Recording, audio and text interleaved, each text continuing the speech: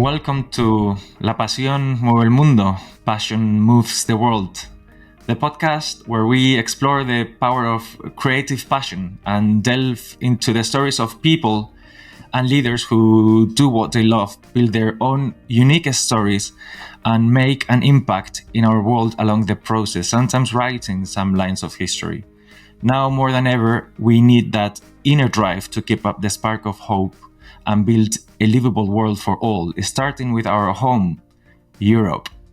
I'm David Leal. I'm an economist and sociologist. I'm thrilled to invite you to this exciting journey of discovery.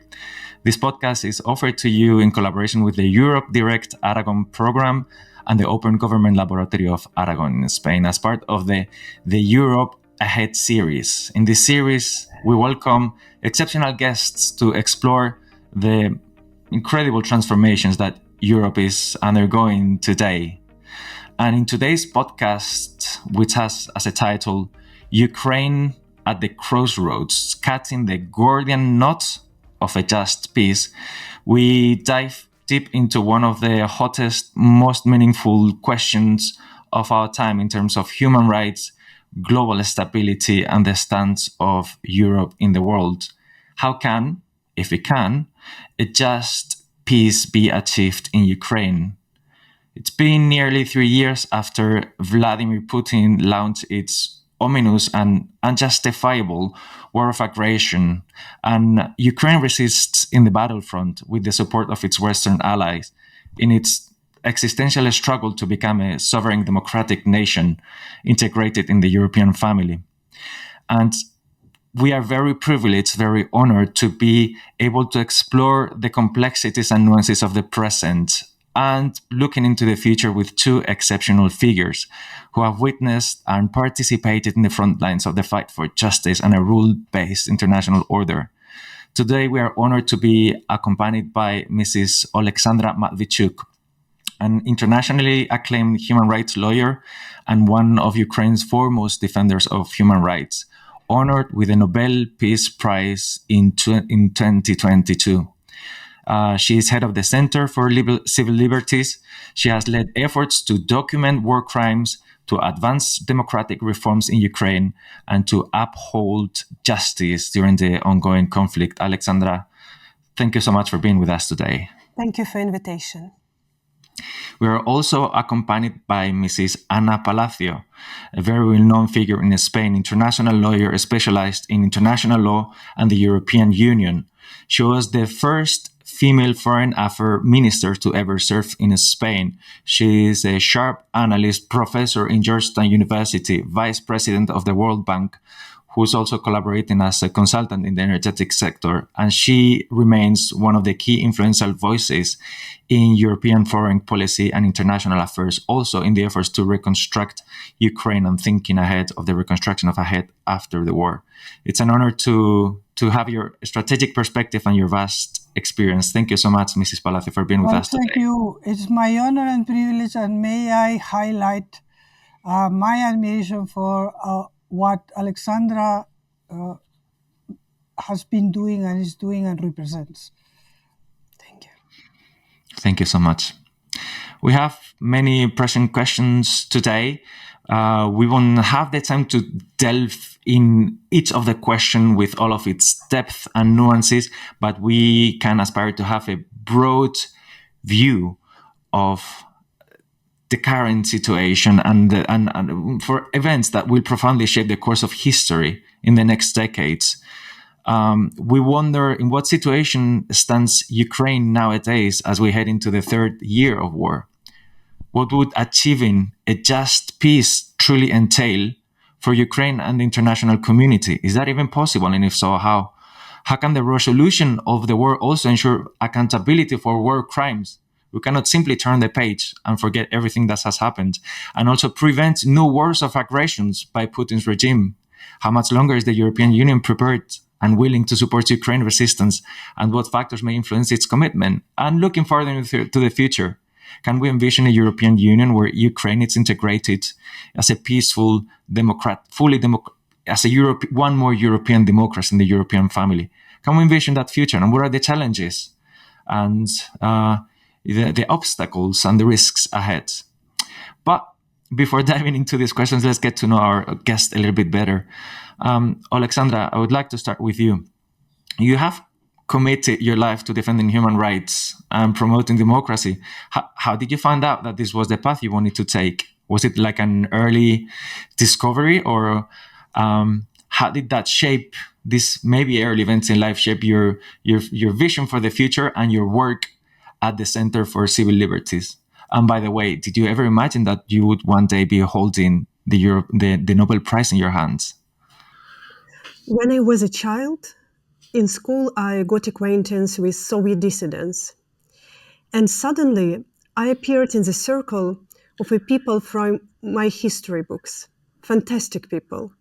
People who say what they think and do what they say. People who was brave enough to stood up their voice against the entire totalitarian Soviet machine. They were repressed. Part of them were killed. Part of them were jailed. Part of them were forced to psychological forcible treatment. But they never give up. And I was so impressed by this example, being a child, that I decided to myself to study law and to continue this fight for freedom and for human dignity. In this Russian war of aggression against Ukraine, I'm documenting war crimes.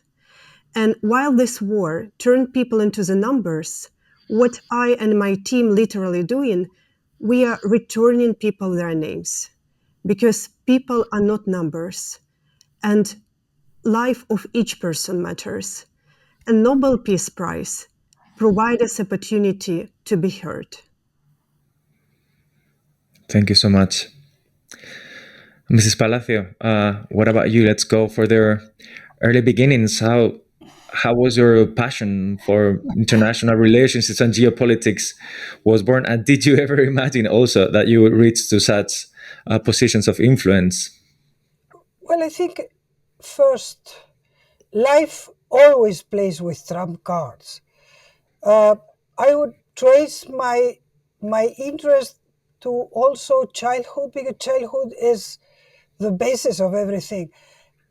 I grew up in a Spain where I would listen around me that Europe finished at the Pyrenees, that Africa started at the Pyrenees, and it made me extremely mad because I knew Spanish history. Spain is one of the nations without which you don't understand the world. And we have in Spain, historically, we have three drivers for our being in the world. The first is being European, and this is history. The second is being anchored in the opening of the Mediterranean. And the third is our vocation, the plus ultra, the Atlantis vocation. And this is the big thing. The other thing is curiosity. I, of course, belong to a generation that read, and we read. I read Verne and I read Salgari, and these are my méthode de pensée, my references of childhood. And I would look at the map, I would see places in the world and imagine how these places would be. So it was just normal that I started to try to travel in times where traveling was not that obvious. There were no low cost. And I started to collaborate before NGOs were coined, to collaborate. And I remember being in the 80s in Lebanon or in the 80s in Gaza. It's it's this idea of being passionate about the world. And I feel very close to the title of your podcast, The Passion Moves the World. Well, no doubt passion has moved my life, and I'm still there. I was in Ukraine. My last trip to Ukraine was 6 months ago, but I was there, well, as foreign minister before that in the 90s, but mostly in Maidan, and then I was heading the delegation of American NDI observers to the elections in 2014, I would end up by saying that we have to understand that there is a before and an after of the total invasion or attempt to invade in 2022 in the world. This has been what in Spanish we call un parteaguas, a hinge in the world. A moment defining world history, by all means. So we're going to dive into the issue of the matter.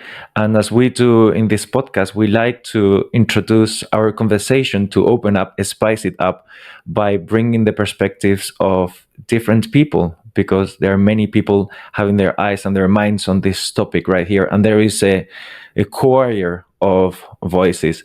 So now we are going to hear some voices, and we'll be able also to pick up on these interventions from very different profiles. Normally we do the interviews in the streets of Spain in this one because it's in Spanish. In English, we've picked up different voices trying to represent the diversity. For example, a Ghanaian peace activist from Switzerland, or a Russian citizen who has his own perspective on the matter. We have an independent filmmaker or a young Ukrainian refugee. We have. Let's go with it. Let's go with the voices and take the conversation from here. I think it's a necessity. In this war, we never speak of the people who die and for what they die. At the end of this war will be a negotiation. It's not possible another way. The question also is why they wait so long for negotiate. I am a Russian citizen who currently lives in Russia. I really hope that 2025 will bring peace to all of us. I think that most people in Russia are tired of military actions and their economic consequences. Therefore, the election of Trump as President of the United States and his campaign promises to resolve the conflict were perceived by many with hope. But at the same time, I understand that it's not that simple. The Russian government has put a lot on the line, and we need a result that can be presented as a victory. By changing the constitution and including new regions into Russia, Putin cut off his back way. If they go back to Ukraine, his supporters will not understand this. They will start asking questions. What was all this for? Why did we spend so many human lives and money? At the same time, it is difficult for me to imagine that Ukraine will be satisfied with the transfer of its lands to Russia. Therefore, a quick resolution of the conflict seems very optimistic to me. However, I will be glad to be wrong. Any peaceful outcome will be received with joy by me. Hi, this is Manu Bravo. I work for the journalist working in Ukraine since 2014 till now. Well, there is possibilities of achieving a just peace agreement between Russia and Ukraine, but I think the only way is for the Russian people to stand, make a stand against the tyranny of Vladimir Putin. Otherwise, they will keep sending innocent people to the front lines as cannon fodder until they make the Ukrainians surrender. For that, the Western support is vital to Mr. Zelensky and the whole Ukrainian population.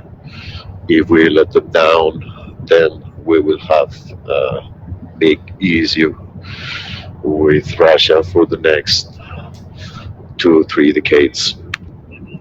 The main question here is actually what are the borders of Ukraine? Just considering the negotiated peace in 2025 theoretically in the future, yes, it is possible, of course. But what are the points of this negotiation? Is it Ukraine with the borders of 1991? Then no, I think it's not possible at all next year. Is it Ukraine with the borders at the beginning of 2014? This is different. But again, I am not sure these borders are possible. Is it the peace negotiated, which includes the borders which are formed by now? Well, for Russia, it is very desirable. Probably they will go for that sort of peace. But Is the real negotiation for us, for the Ukrainian side? I don't think so, because otherwise, what was it for? Ukrainian side, Ukrainian citizens, Ukrainian nation will never go for it, and Zelensky knows it. So I don't think he will sign the negotiation, which is about just a peace, which is based on the borders which are formed by now.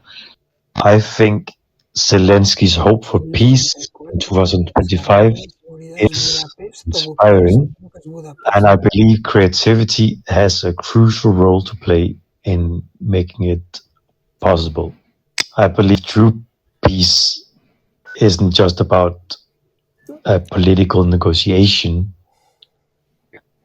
It's about reimagining the reality of relationships. It's about rebuilding trust and breaking patterns of fear and pain, like any trauma.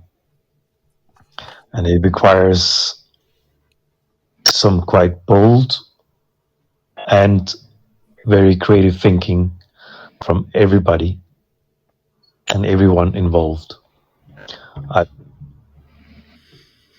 Thank you so much for taking the time to hear him for these inputs. President Zelensky has said that he hopes and wants that 2025 will be the year with a negotiated peace will be achieved. And we ask people if they think that this is possible and why. And this will be the overarching question for our time together.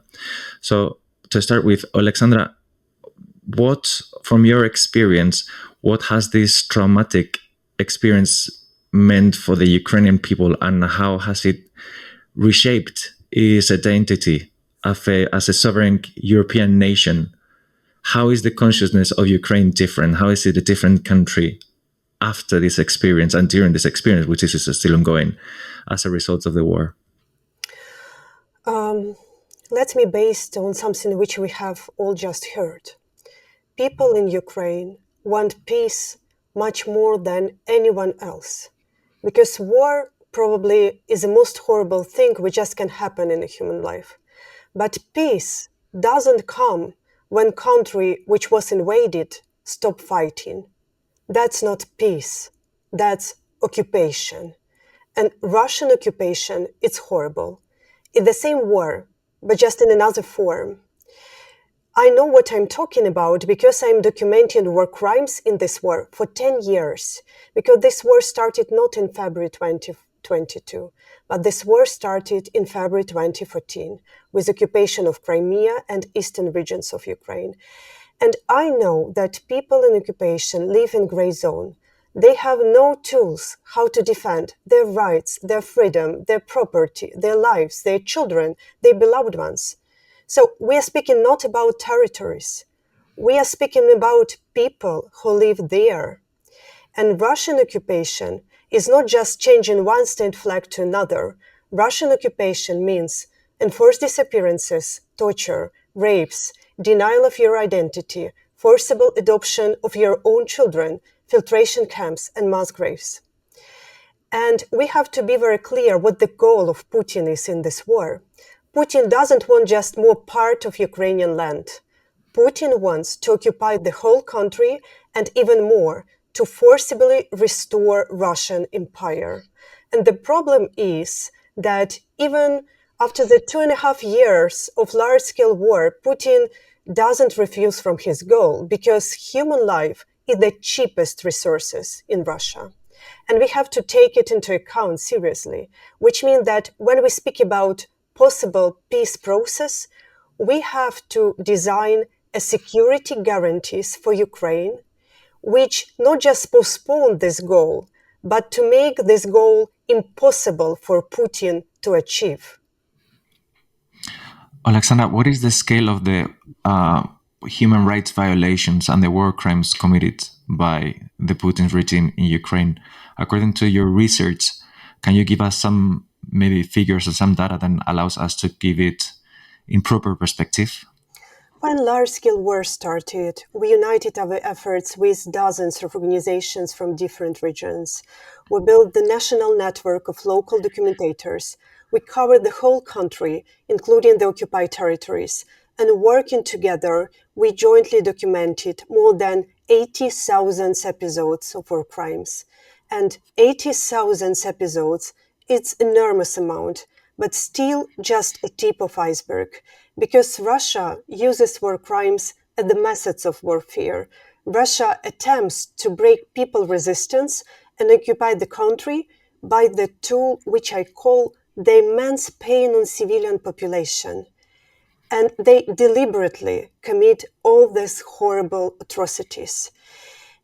So, just to be clear, we are not just documenting violations of Geneva and Hague Conventions. We are documenting human pain.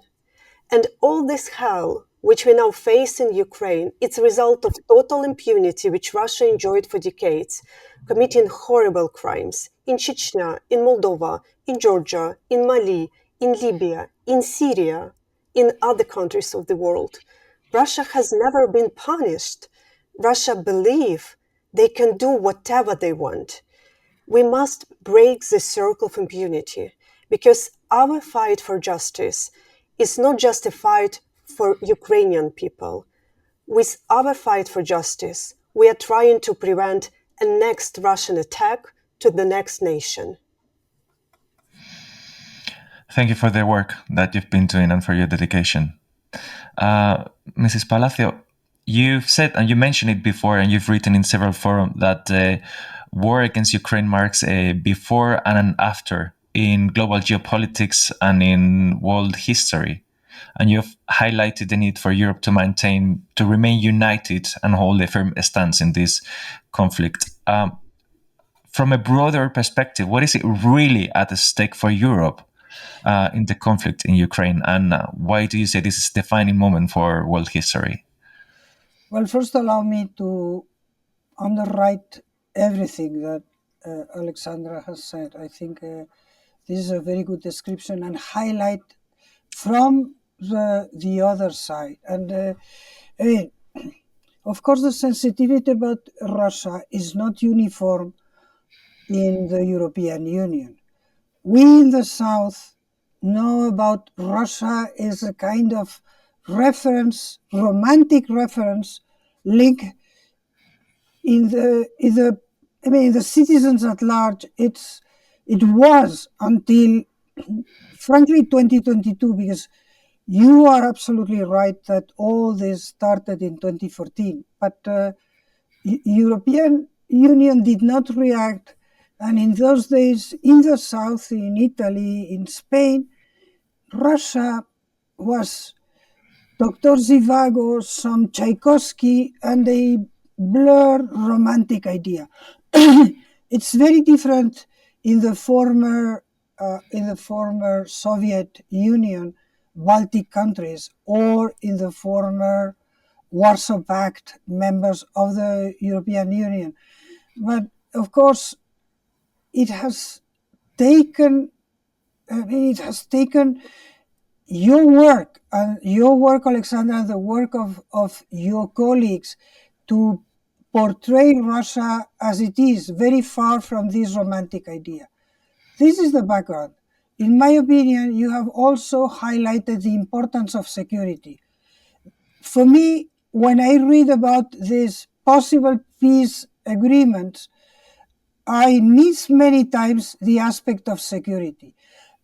Ukraine has the experience of the Budapest Agreement in '94 that was no security at all. This is my second point. My third point is, why do I say that there is a beginning and an after? Is A, because I think that Putin's ambition do not stop at Ukraine's frontier, which is right. He has said once and again that he wants to destroy Ukraine. I think that he dreams about the Russian Empire, the Tsar Empire, not that much the Soviet Union, but the empire. But what is more important is that right now he's openly trying to destroy the legal base world order. And he's very clear about that. And he has for a certain time. I must say that I was present at the security conference, at the Munich Security Conference in 2007, when he made he presented his program. And I don't think that he will stop at Ukraine. Therefore, it's our European Union interest to fight in Ukraine. I think it's also for the United States, because of this transcendence of the world order, to fight in Ukraine, not to have to fight at home. And this is why I have been for supporting Ukraine as much as one can. But of course, there are limitations. And I will also confess that in February 2022, I was very pessimistic about the reaction of the European Union. And I was surprised for the better by the unanimity in the European Council, which of course has fragilities, a lot of fragilities. But you know what? In 2022, explaining in Madrid or in Zaragoza or in Rome or in Perpignan what was at stake in Ukraine was not easy at all. So I will try to see the glass half full. We are again with doubts and with positions that I will not share. But for the moment, there is a much needed unity. Again, fragile, again with limitations, but we being realistic, you have to understand what the European Union is, and it's not for today, but it's a European Union in the world, in external projection, is very weak. It's still the 27 member states, and we are seeing this when Hungary takes a position, or when, that we are seeing this in movement. So again, a peace, yes, but a peace that means peace. And the first condition is to have the security and not to accept as a fact, as a decided stance, right, but the territoriality that is internationally acknowledged for Ukraine. And in between these two issues, again, I think, as Oleksandra has said, the first that are praying for peace is the Ukrainians. of My course. last comment: any peace has to count, has to be built by Ukrainians. We cannot just organize peace as if we were in the 19th century, peace about Ukraine without Ukraine. This is not possible. I don't think that it's not possible. It's not fair, it's not just, but it's not possible. It will not hold. Right. You were foreign affairs ministers 20 years ago, Mrs. Palacio, and you had contact and negotiations with the Russian diplomacy. My question is twofold. From your experience back at the time, was it something what could foresee or conceive that one day Putin would make such a outrageous movement as the decision that he made in Ukraine? And the second one is, from analyzing the way they think, is Putin a rational leader, or is he crazy? Is he irrational? Is he just would he be for invading one country and then another, or is he receptive to rational incentives and interests? First we should discuss about rationality. The paradigm is changing. The interest-based rationality of the goal is peace, you reach peace through prosperity, and prosperity through relations, that has underpin the position of the non-Soviet Union, the free world in the second half of the 20th century is not any longer the paradigm today. If Putin was rational in these terms of rationality, he would never have invaded Ukraine. It doesn't make sense for prosperity, obviously for peace, but it's an upheaval of the whole system of the world order. But having said that, I think that Putin is purely Trazimachian. So he is rational in the Weber dichotomy. He has this Trazimachian rationality that is the rationality according to ends, according to goals, not according to values. And I think that he is a good tactician. Besides that, and he knows very well the West, and he has taken advantage of all that. I don't know him, but I have been in conversations with him,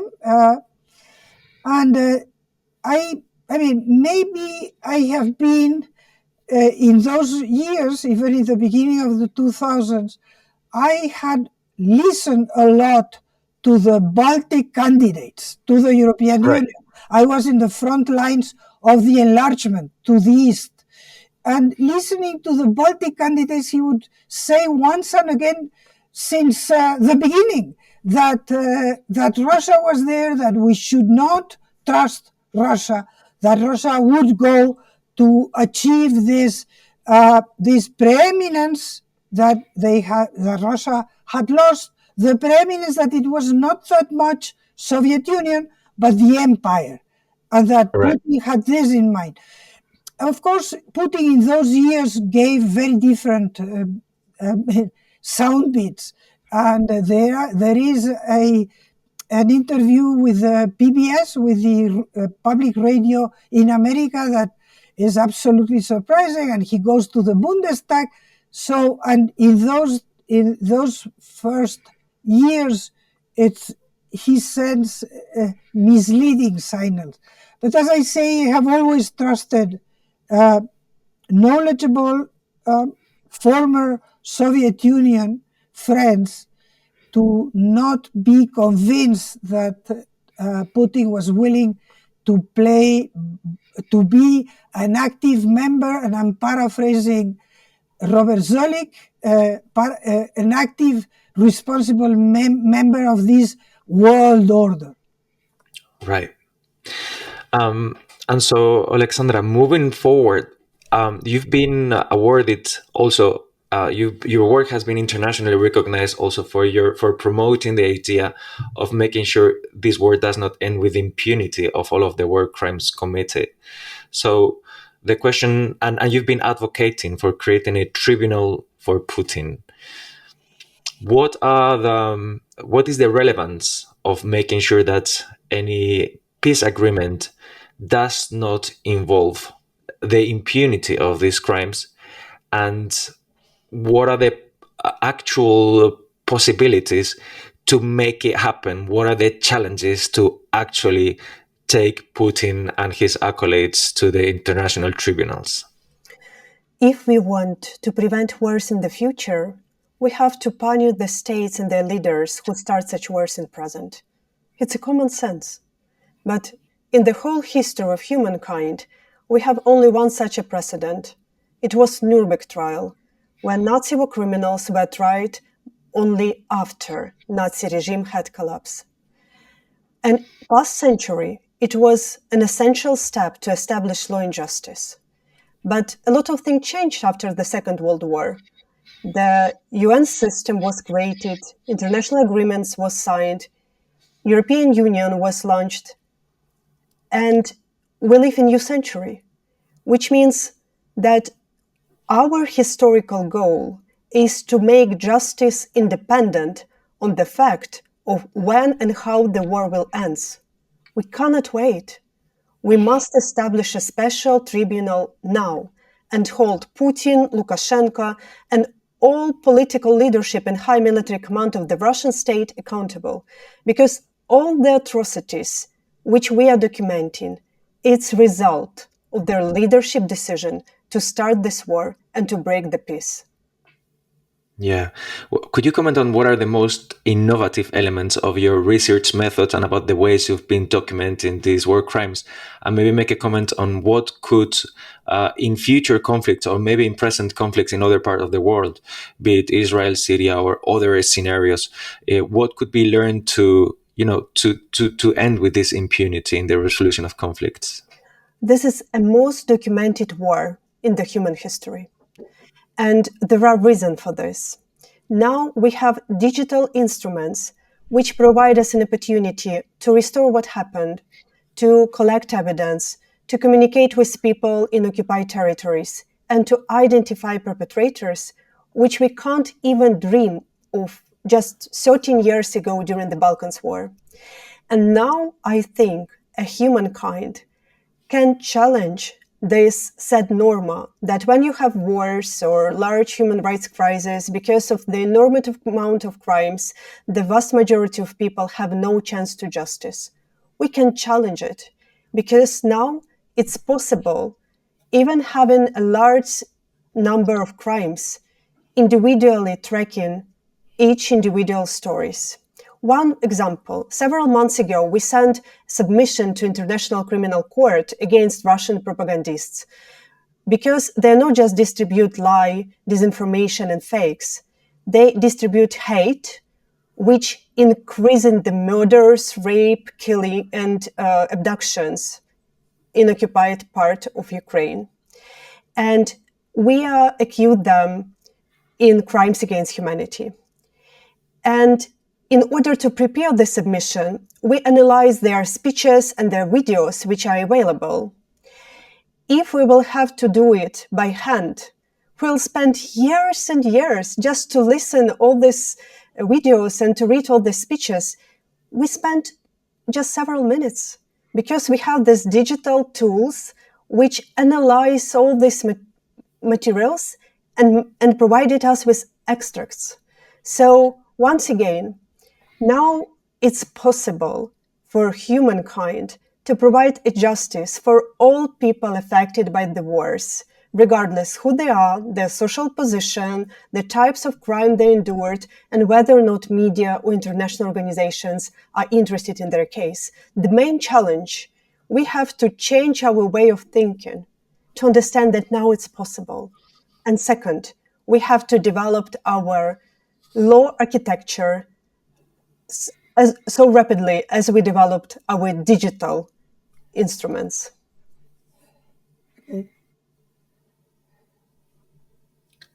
Sure. I'm trying to look at this situation from the perspective of Europe right now.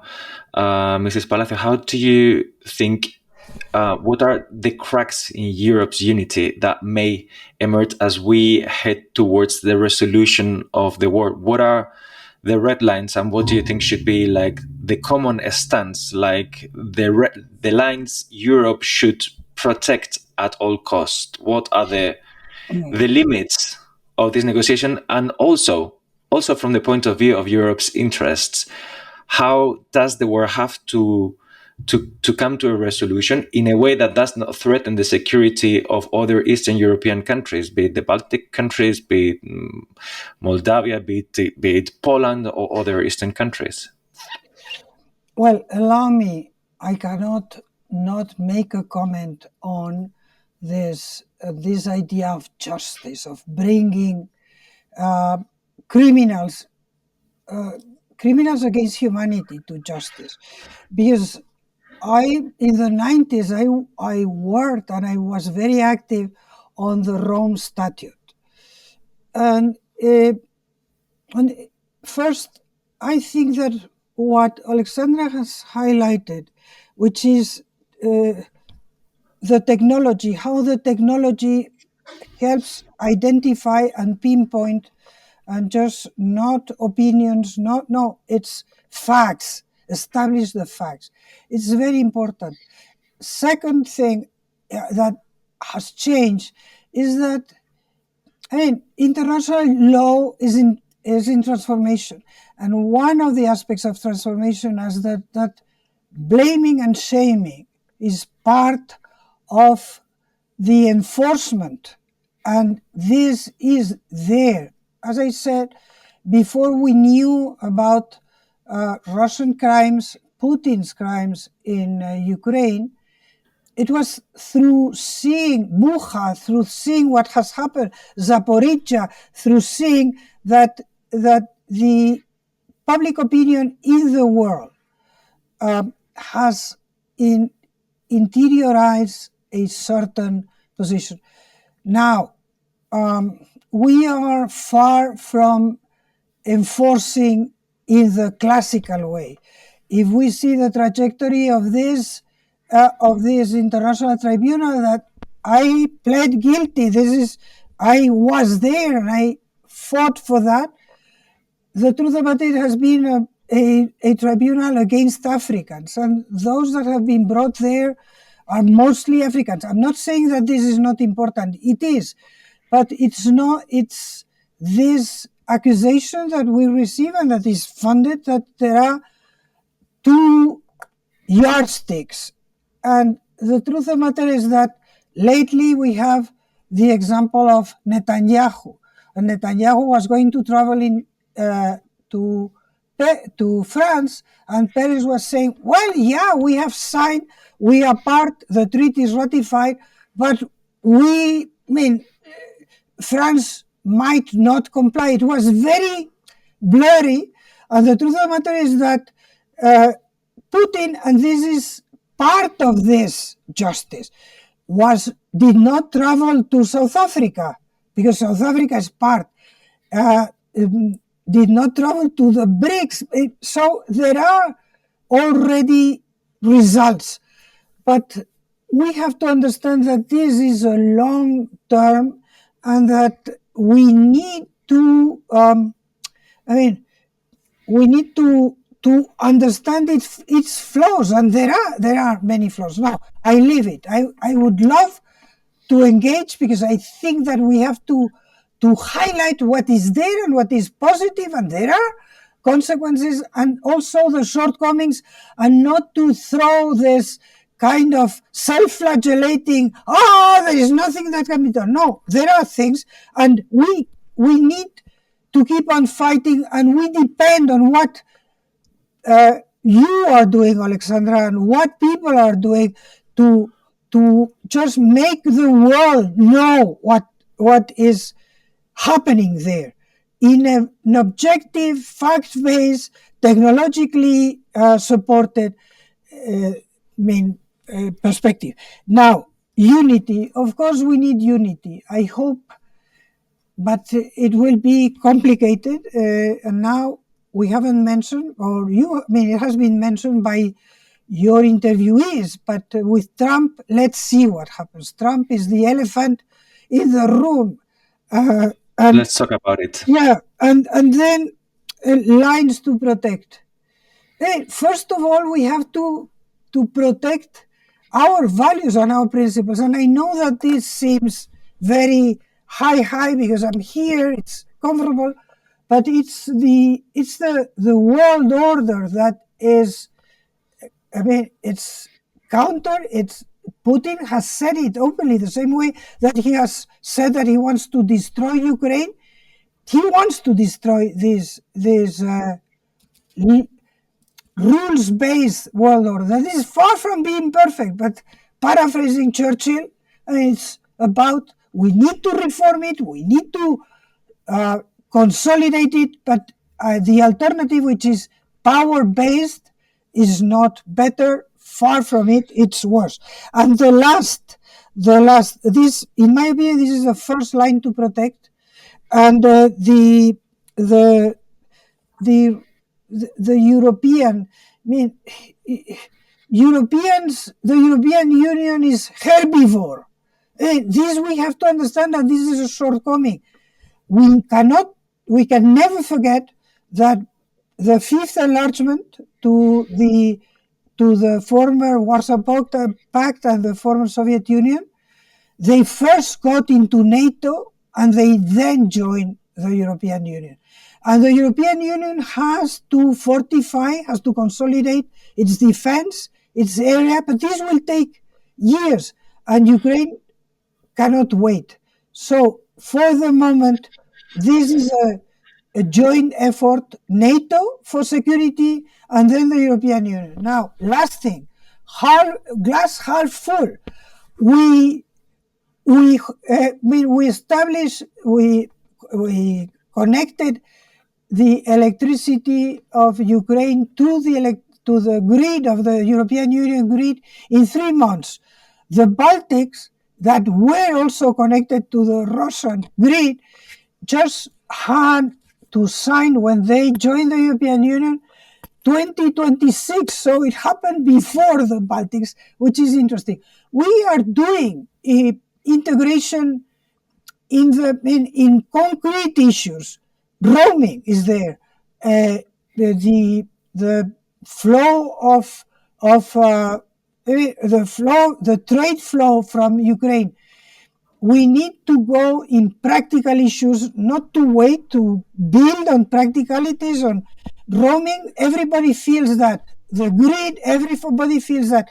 Not that there are many problems because of Russia does not respect and targets the power central. So there is a lot to be done. We are doing things.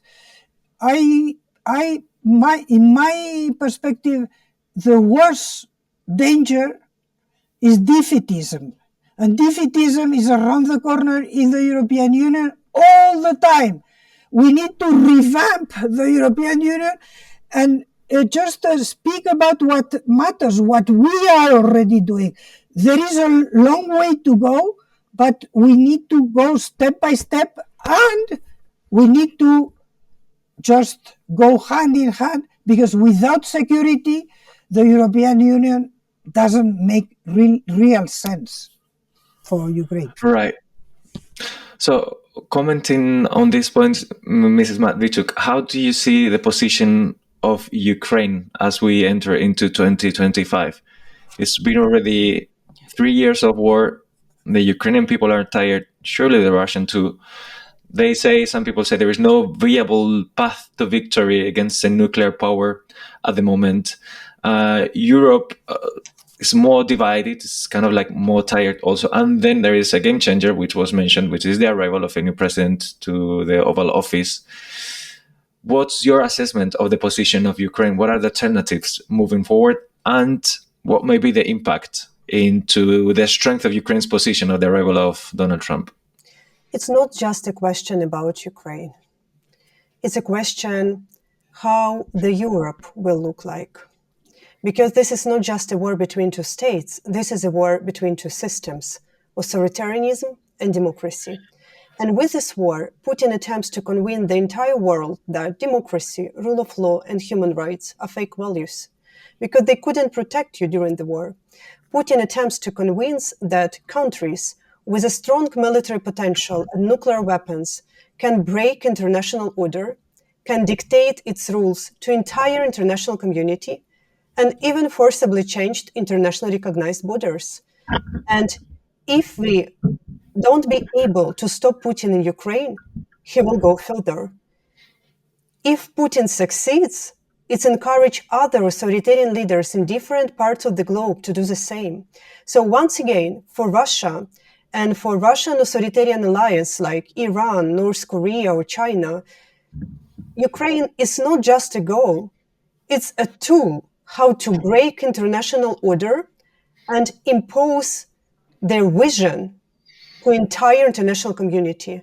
And what is similar between all these countries like China, Iran, North Korea, and Russia, they have the same idea what a human being is. So once again, to be clear, we are discussing not just future of Ukraine, we are discussing our common future. But in this case, for how many more years should the resistance last? Eventually, this war will end in a negotiation sooner or later, isn't it? So what is the alternative to a negotiated agreement? I will ask plainly the question that all of the interviews were asked. President Zelensky has affirmed that he wants and hopes that 2025 will be the year where a just negotiated peace is achieved. Do you think this is possible, and why? Oleksandra. The honest answer, I don't know. But 2025 will be soon. We will witness it on our own eyes. Once again, in order to achieve sustainable peace in our region, we have to find a way how to make Russia stop.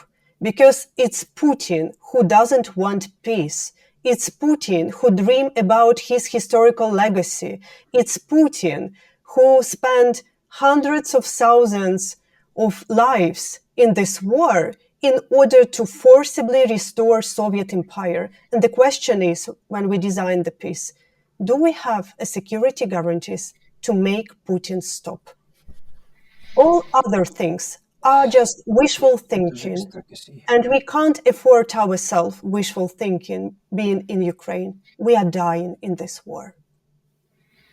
What could be the security guarantees like a buffer demilitarized zone where presence of international troops or something, so that if they ever come back into Ukrainian territory, they will face directly Western powers? Would it be an agreement? What could that be? And aside from that, it's the issue of borders, which was mentioned in the initial comments.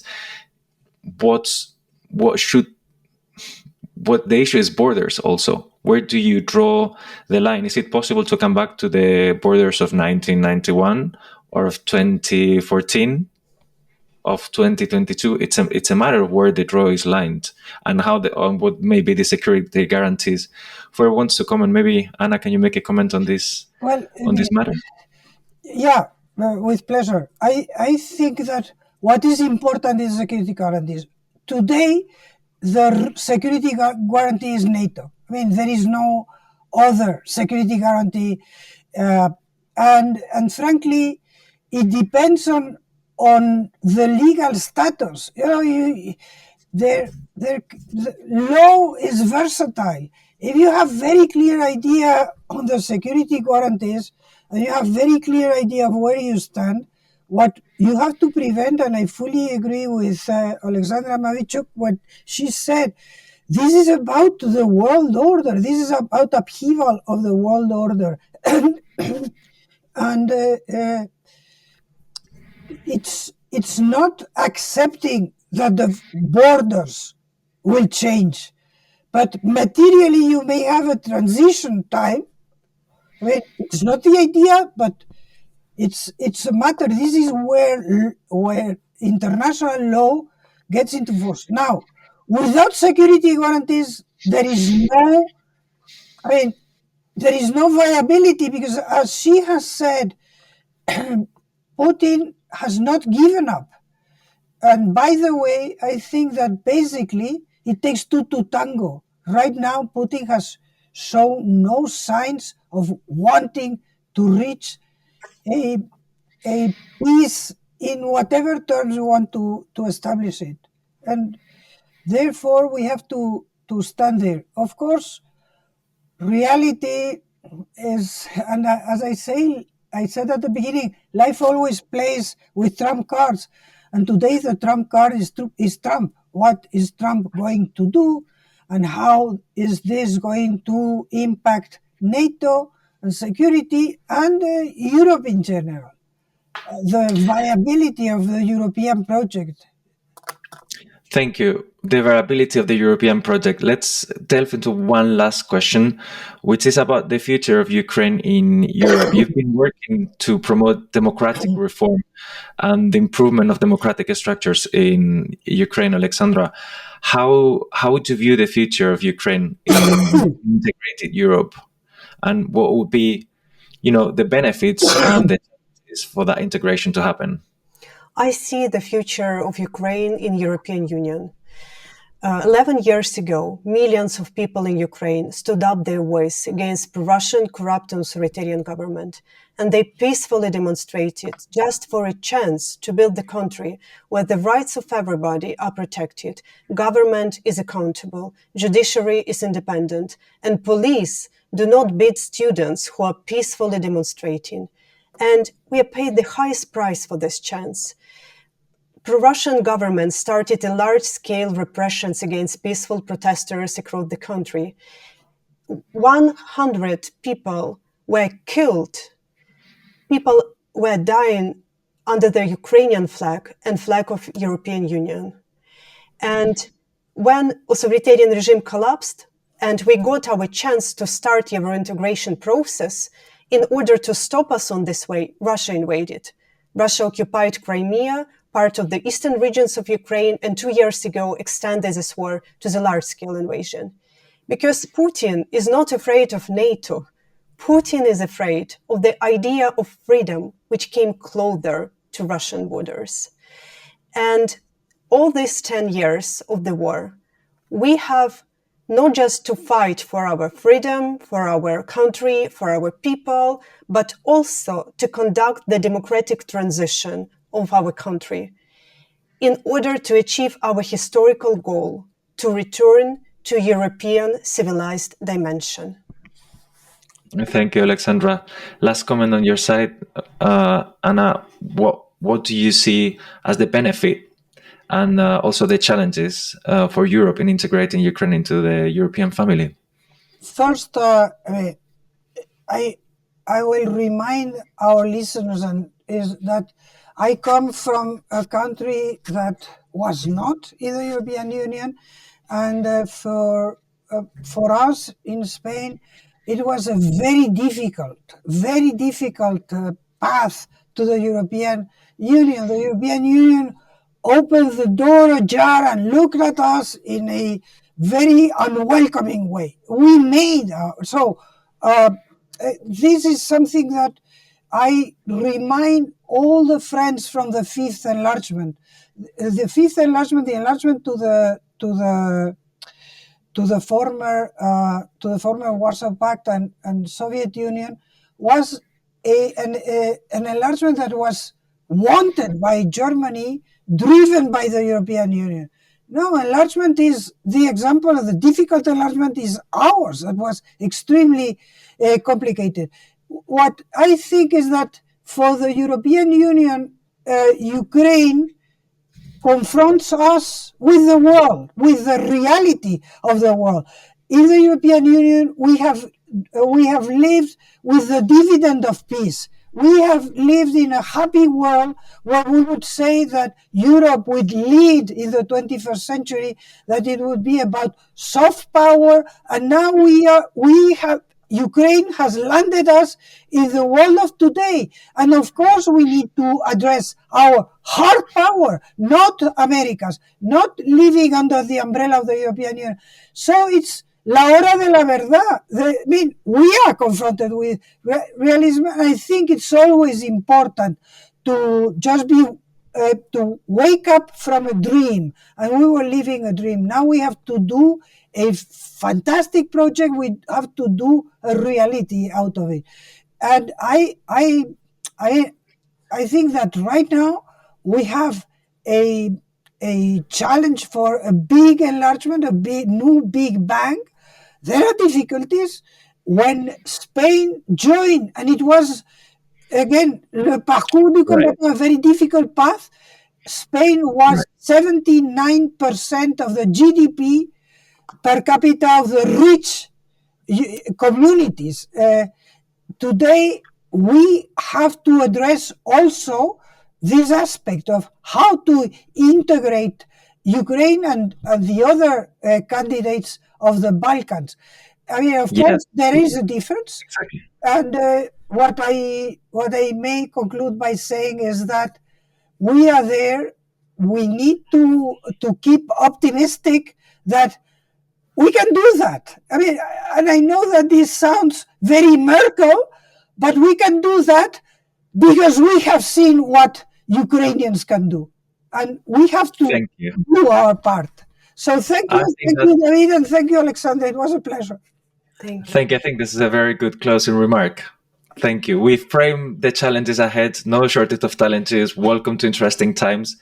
But I'm very glad that we have spaces like this where we can have these conversations, sit down, take up a cup of tea, take a little bit of perspective, and look into the present, into the challenges of the present, and forward into the future. I'm left with a lot of inspiration and insight. Thank you for sharing your vast experience, your great insight. It's been an honor to bring the two of you together for this conversation. Thank you so much, Oleksandra. Good luck, Slava Ukraini. Героям слава.